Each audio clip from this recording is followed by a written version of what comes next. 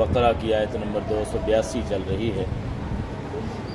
کل اس کے کچھ حصے کا ترجمہ اور اس کی تشریح ہو گئی تھی۔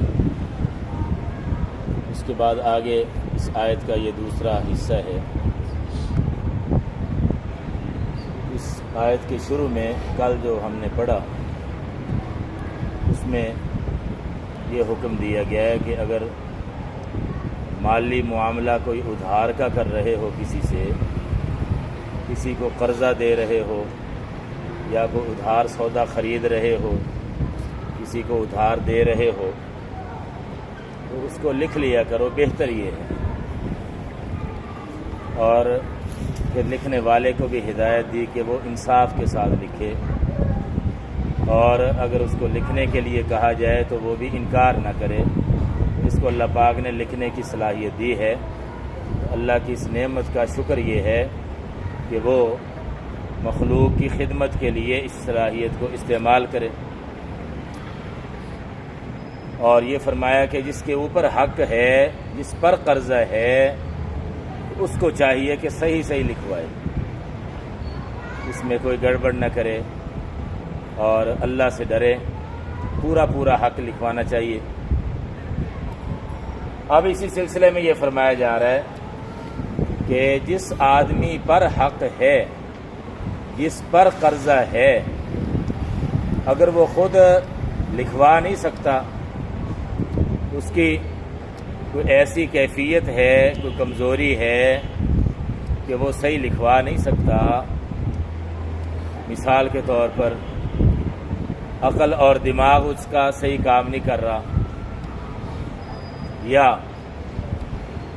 وہ کمزور ہے، کمزور سے مراد یا تو بچہ ہے اور اس کے لیے کوئی چیز خریدی جا رہی ہے ادھار پر، ظاہر ہے کہ بچہ وہ خود تو نہیں لکھوا سکتا، اس کا جو سرپرست ہے پھر وہ سرپرست لکھوائے گا کہ یہ حق ہے اس کے ذمے، یا وہ اتنا بوڑھا ہے آدمی کہ خود صحیح بات کر نہیں سکتا، اس کے لیے بعض مفسرین نے یہ لفظ لکھے ہیں پیر فرتوت، ایسا بوڑھا کہ جس کا صحیح دماغ، ذہن، زبان صحیح کام نہیں کر رہی، وہ صحیح لکھوا نہیں سکتا، تو پھر اس کی طرف سے یا وہ کسی کو وکیل بنا دے، یا اس کا رشتہ دار جو اس کی نمائندگی کر سکے، سرپرستی کر سکے، تو وہ پھر صحیح صحیح لکھوائے۔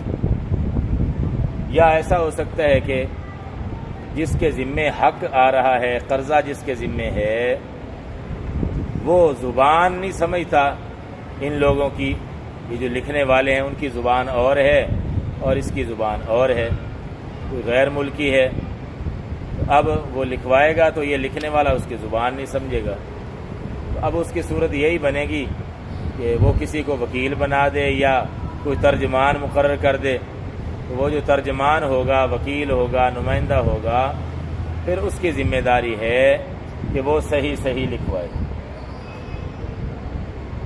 فَإِنْ كَانَ الَّذِي، بس اگر ہو وہ شخص علیہ جس پر حق ہو، یعنی جس پر حق واجب ہو رہا ہو، جس پر قرضہ آ رہا ہو، وہ کیسا ہو؟ سفیہن، کم عقل ہو۔ سفیہ کا ترجمہ بیوقوف بھی کر لیتے ہیں، لیکن یہاں مراد کم عقل، جس کی عقل پوری کام نہیں کر رہی، نفع نقصان کا اس کو صحیح پتہ نہیں چلتا۔ سفیہن، بیوقوف ہو، کم عقل ہو۔ بس اگر ہو وہ شخص جس پر حق ہو وہ کم عقل ہو، او ضعیفن، یا وہ کمزور ہو۔ یہاں ضعیفن میں دونوں صورتیں شامل ہے، یا تو وہ بچہ ہے چھوٹا، گفتگو صحیح کر نہیں سکتا، بات کر نہیں سکتا، یا بوڑھا ہو، بہت زیادہ کمزور ہو، یا بیمار بہت زیادہ ہو، وہ بات نہیں کر سکتا۔ او لا یستطیع ان یمل، یا وہ نہ استطاعت رکھتا ہو، یعنی طاقت نہ رکھتا ہو اس بات سے، کہ اس بات کی ان یمل ہوا کہ وہ لکھوا سکے۔ اس کی صورت یہ ہو سکتی ہے کہ گونگا ہے مثلا، ویسے تو جسمانی طور پر، ظاہری طور پر ٹھیک ہے، لیکن گونگا ہے وہ اب صحیح لکھوا نہیں سکتا، تو پھر کیا کیا جائے؟ فَلْيُمْلِلْ وَلِيُّهُ، تو پھر لکھوائے اس کا سرپرست ولی۔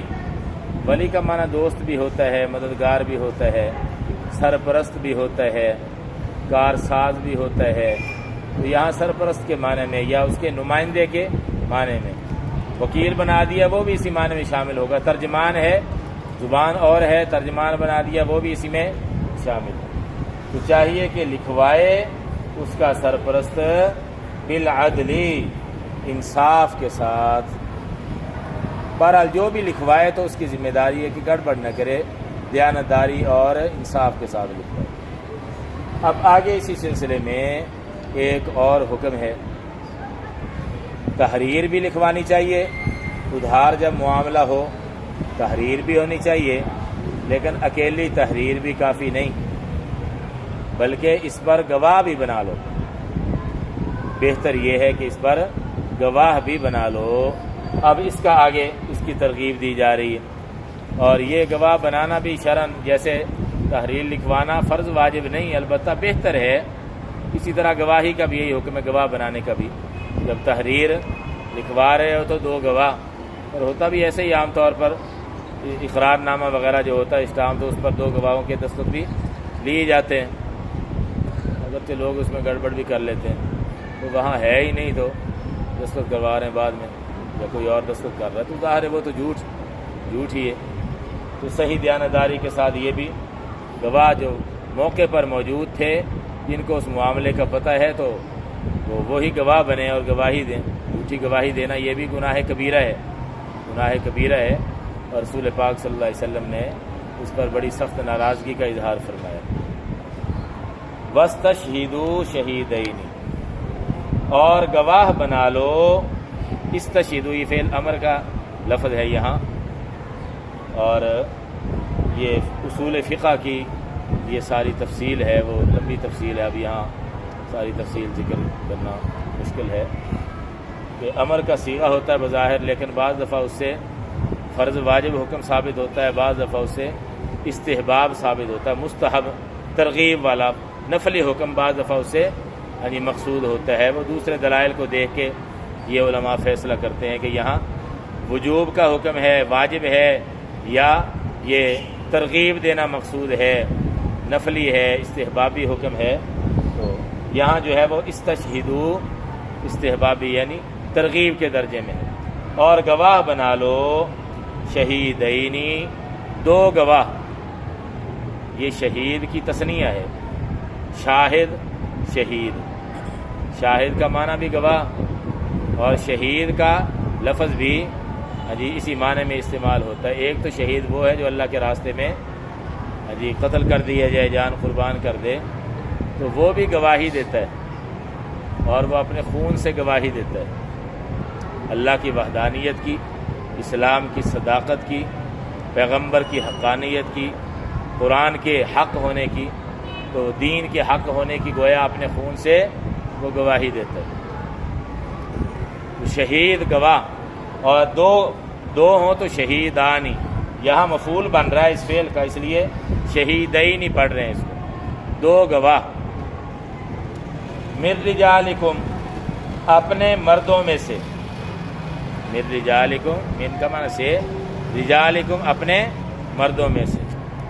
یہ جو رجال ہے رجل کی جمع ہے، اور اس سے یہاں مراد ہے کہ بالغ ہوں، کیونکہ نابالغ بچے کے لیے عربی میں رجل کا لفظ استعمال نہیں ہوتا۔ رجال اس لفظ میں یہ شرط بیان کی جا رہی ہے کہ جس کو گواہ بناؤ وہ گواہ بالغ ہونے چاہیے، اور دوسری شرط اس میں یہ ہے کہ وہ گواہ آزاد ہو، غلام نہ ہو۔ پہلے زمانے میں غلام ہوتے تھے۔ من رجالکم، کم عام جو خطاب ہے ظاہر ہے کہ آزاد مسلمانوں کو یہ ہو رہا ہے، تو اس میں یہ بھی شرط ہے کہ آزاد ہونے چاہیے، غلام گواہ نہیں بن سکتے۔ تیسری شرط اسی لفظ میں موجود ہے، من رجالکم، اپنے مردوں میں سے، یعنی مسلمان ہو، تم میں سے، آپس میں سے مسلمان ہو، کوئی کافر مسلمان کے لیے گواہ نہیں بن سکتا۔ مسلمان کے خلاف گواہ نہیں بن سکتا، مسلمان کے حق میں کافر کی گواہی قبول نہیں، تو مسلمان کے لیے گواہ بھی مسلمان ہونا ضروری ہے۔ تو من رجالکم میں یہ شرائط موجود ہیں، گواہ بنا لو 2 گواہ اپنے مردوں میں سے۔ اچھا جی، یہ مالی معاملے کی بات ہو رہی ہے، یہ ذہن میں رکھیں، ورنہ گواہی کا نصاب جو ہے نا یہ مختلف ہے۔ بعض دفعہ اکیلی عورت کی گواہی بھی کافی ہو جاتی ہے بعض معاملات میں عورتوں کی گواہی بالکل قبول نہیں، اور کچھ معاملات ایسے ہیں ان میں عورتوں کی گواہی قبول تو ہے لیکن اکیلی کی نہیں بلکہ ساتھ مرد بھی ہونے چاہیے، جیسے یہاں آ رہا ہے۔ تو 3 قسمیں ہو گئیں۔ ایک صورت تو یہ ہے کہ حدود کا معاملہ ہے، حدود حد کی جمع ہے، حد ایسی سزا کو کہتے ہیں جو شریعت کی طرف سے متعین ہے، جیسے زنا کی سزا ہے، بدکاری کی سزا ہے، اگر ثابت ہو جائے تو پھر اس سزا میں کوئی کمی کوئی معافی نہیں کر سکتا، وقت کے صدر کو بھی، بادشاہ کو بھی، جج کو بھی معافی کا اختیار نہیں، اگر ثابت ہو گئی تو وہ سزا جاری کرنی پڑے گی، وہ پابند۔ زنا کی سزا، حد، اس میں عورتوں کی گواہی قبول نہیں، تو زنا کی جو سزا ہے نا اس کی ثبوت کے لیے 4 مرد گواہ ہونے ضروری ہیں، 4 مرد گواہ جو یہ گواہی دیں کہ ہم نے اپنی آنکھوں سے دیکھا ہے، اور آگے پھر وہ ساری تفصیل بھی جج پوچھے گا، یہ فقہ کے اندر یہ ساری تفصیل علماء نے بیان فرمائی۔ لوگ ایسے ہی الزام تو لگا دیتے ہیں لیکن اگر 4 گواہ پورے نہ کر سکے تو پھر ان کی سروس کی جائے گی، حد قذف اس کو کہا جاتا ہے، تہمت کی سزا لگائی جائے گی اگر 4 گواہ پورے نہ کر سکے، الزام لگا دیا، بہتان لگا دیا اور 4 گواہ پیش نہ کر سکے تو پھر 80 کوڑے لگتے ہیں ان تہمت لگانے والوں کو، یہ بھی حد قذف ہوتی ہے۔ ایک ہے شراب کی حد، حد شرب اس کو کہتے ہیں، اور اسی طرح سے حد سرقہ، چوری کی حد، چوری اگر ثابت ہو گئی ہے جی کم از کم 10 درہم، 2 تولے 7.5 ماشی چاندی یا اس سے زیادہ قیمت والی کوئی چیز کسی نے چوری کی ہے، اس پر پھر یہ سزا جاری ہوتی ہے، اس کا ہاتھ کاٹا جاتا ہے یہاں سے۔ تو اس میں یہ جو حدود ہے نا ان میں عورتوں کی گواہی قبول نہیں، صرف مرد ہونے چاہیے۔ زنا کے لیے تو 4 مرد ہیں اور باقی جو حدود ہیں ان کے لیے 2 مرد مسلمان۔ اور کچھ معاملات ایسے ہیں جن پر مرد عام طور پر مطلع نہیں ہوتے، مردوں کو وہ موقع دیکھنے کا موقع نہیں ہوتا، عورتوں کے معاملات ہوتے ہیں، تو اس میں صرف عورت کی بھی گواہی قبول کر لی جاتی ہے، بعض دفعہ ایک عورت کی بھی گواہی قبول کر لی جاتی ہے۔ مثلا بچے کے پیدا ہونے کا معاملہ، ولادت کے بارے میں کوئی اختلاف ہو گیا کہ یہ اس کا بچہ ہے یا نہیں، اب یہ موقع ایسا ہوتا ہے کہ اس میں مرد تو نہیں ہوتے، جب بچے کی پیدائش ہو رہی ہوتی ہے تو اس موقع پر مرد تو گواہ وہ نہیں ہوتے، عورتیں ہی ہوتی ہیں، تو اس سلسلے میں ایک عورت بھی اگر گواہی دے دیتی ہے تو وہ اس کے مطابق فیصلہ ہو جاتا ہے۔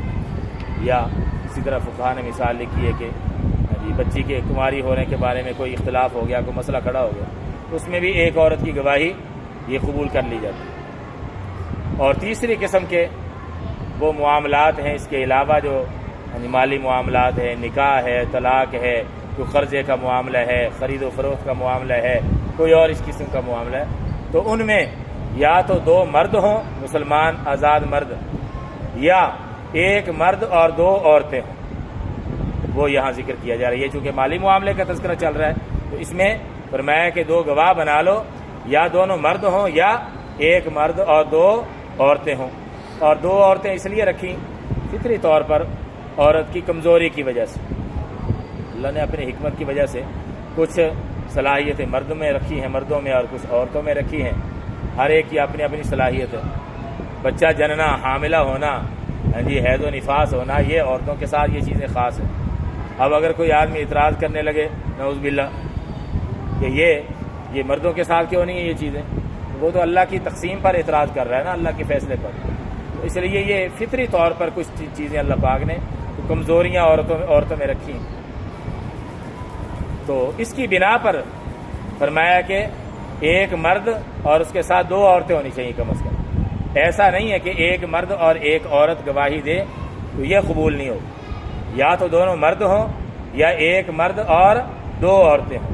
اور وجہ یہ بیان فرمائی کہ 2 عورتیں، چونکہ ایک تو عورتوں کو عام طور پر ان معاملات میں کوئی تجربہ نہیں ہوتا، اور پھر فطری کمزوری بھی ہے، یادداشت بھی ان کی کمزور ہوتی ہے، ہاں جی، اکثروں کی، بعض تو مردوں سے بھی تیز ہوتی ہے، لیکن یہ عمومی طور پر فطری جو کمزوری ہے، تو ایک اگر بھول جائے گی تو چلو دوسری اس کو یاد کروا دے گی۔ یہ حکمت بیان فرمائی ہے 2 عورتوں کے گواہی، ہاں جی، ان کی قبول ہونے میں۔ دیکھیں جی، بس اگر نہ ہوں وہ دونوں، یعنی وہ دونوں گواہ مرد نہ ہوں، 2 گواہ مرد نہیں تھے، ہاں جی، بس اگر نہ ہوں وہ دونوں رجلین مرد، یہ رجل ان کی تثنیہ ہے، رجلانی رجلین، بس اگر نہ ہوں وہ دونوں مرد، فرجل وامرأتان، تو ایک مرد اور 2 عورتیں۔ امرأتن کی یہ تثنیہ ہے، امرأتن ایک عورت، امرأتان 2 عورتیں، بس اگر نہ ہو وہ دونوں مرد تو ایک مرد اور 2 عورتیں۔ اچھا، یہ کیسے ہونے چاہیے؟ آگے یہ مزید شرط بیان کی جا رہی ہے، ممن، ان لوگوں میں سے ہوں، ترضون، جن کو تم پسند کرتے ہو، یعنی اسلامی معاشرہ جن کو پسند کرتا ہے۔ گواہ ایسے ہونے چاہیے، کیا مطلب؟ کردار ان کا ٹھیک ہو، جھوٹ بولنے والے فراڈیے نہ ہوں، فسق و فجور میں مبتلا نہ ہوں۔ یہ فقہ کی کتابوں میں جہاں یہ قضاء کے اور یہ شہادات کے معاملے، ہاں جی، مسائل ذکر کیے گئے، وہاں کافی تفصیل فقہا نے ذکر کی ہے، بس یہاں زیادہ تفصیل جو ہے وہ لمبی بات ہو جائے گی، اس لیے بس اشارہ ہی کافی ہے۔ تو فرمایا کہ اسلامی معاشرہ جس کو تسلیم کرے، کردار سے، سیرت سے، اس کے طرز عمل سے، ہاں جی، اسلامی معاشرہ مطمئن ہو، ایسے گواہ ہونے چاہیے۔ فراڈی، جھوٹے، جس کا پتہ ہے لوگوں کو یہ ایسا بد کردار آدمی ہے، تو پھر ایسے آدمی کی گواہی قبول نہیں ہوگی۔ تو گواہ کیسے ہوں؟ ممن ترضون، ان لوگوں میں سے ہوں، ترضون، جن کو تم پسند کرتے ہو۔ ترضا یہ رضا سے ہے، رضا کا معنی راضی ہونا، اور مراد اس سے جس پر تم راضی ہو یا پسند کرتے ہو جن کو۔ من الشہداء، شہداء میں سے، گواہوں میں سے، شہداء شہید کی جمع ہے، گواہ۔ اچھا، اب وہ حکمت بیان کی جا رہی ہے، یہ جو 2 عورتوں کی گواہی ہے نا، قبول کی جاتی ہے۔ فرمایا کیوں؟ اس کی وجہ یہ ہے، ان تضل، اس وجہ سے کہ بھول سکتی ہے ان میں سے ایک۔ تضل، ضل یضل، ضلال یا ضلالت کا عام ایک ترجمہ تو ہوتا ہے نا، گمراہ ہو جانا، اور بعض دفعہ یہ بھول کے معنی میں بھی یہ لفظ استعمال ہو جاتا ہے، تو یہاں اسی نسیان اور بھول کے معنی میں یہ ترجمہ کریں گے، اس وجہ سے کہ بھول سکتی ہے ان میں سے ایک، یعنی 2 عورتوں میں سے ایک عورت، وہ واقعے کی تفصیل ہو سکتا ہے یاد نہ رہی ہو اس کو، تو پھر دوسری یاد کرا دے، فتذکرہ، پھر یاد کرا دے گی ان میں سے ایک دوسری کو۔ فتذکرہ تذکیر سے ہے، تھا کا معنی پھر تذکرہ، یاد کرا دے گی، احداہما، ان میں سے ایک، الاخری، دوسری کو، ایک بھول گئی تو دوسری اس کو یاد کروا دے گی۔ آگے گواہوں کو یہ فرمایا جا رہا ہے کہ جب تمہیں گواہی کے لیے بلایا جائے نا تو آ جایا کرو، جہاں یہ خطرہ ہو کہ گواہی اگر نہ دی تو حق والے کا حق مر جائے گا، تو پھر گواہوں کی ذمہ داری یہ بنتی ہے، واجب ہو جاتا ہے کہ پھر گواہی دیں۔ ہاں البتہ وہ آنے جانے کا خرچہ، کھانے پینے کا خرچہ وہ وصول کر سکتے ہیں، اور اگر دیہڑی دار ہے، بیچارہ مزدور ہے، کام چھوڑ کے گیا ہے، تو وہ کہہ سکتا ہے کہ بھائی کام چھوڑ کے جا رہا ہوں، میری یہ جو دیہڑی اتنی میں کماتا ہوں وہ مجھے ادا کرو، ٹھیک ہے میں جا کے گواہی دیتا ہوں۔ خطرہ ہو تو پھر ہاں جی، خطرہ ہو تو گواہی دینے کی وجہ سے، ہاں پھر ظاہر ہے کہ گنجائش ہے، تو اگر ایسا کوئی خطرہ نہیں ہے تو پھر دینی چاہیے، کوشش کرنی چاہیے۔ دوسری جگہ فرمایا لا تکتموا الشہادہ، گواہی کو نہ چھپاؤ، حتی الامکان، کوشش کرنی چاہیے، اگر دے سکتے ہو گواہی تو پھر دے، لیکن اگر کوئی ایسی شدید مجبوری ہے تو پھر ظاہر ہے کہ وہ عذر ہوگا۔ فرمایا ولا یأبى الشہداء، اور نہ انکار کریں، یأبى اور نہ انکار کریں گواہ، اذا ما دعوا، جب کہ دعوا ان کو بلایا جائے، یعنی گواہی کے لیے جب ان کو بلایا جائے، طلب کیا جائے، تو گواہ جو ہے وہ گواہی دینے سے انکار نہ کریں۔ اللہ پاک ہمیں توفیق عطا فرمائے۔ الحمدللہ رب العالمین، والصلاۃ والسلام علی رسول الکریم۔ ربنا آتنا فی الدنیا حسنۃ وفی الآخرۃ حسنۃ وقنا عذاب النار۔ رب اغفر وارحم وانت خیر الراحمین۔ اللهم وفقنا لما تحب وترضى۔ صلی اللہ تعالی علی خیر خلقہ محمد وآلہ وصحبہ اجمعین، آمین برحمتک یا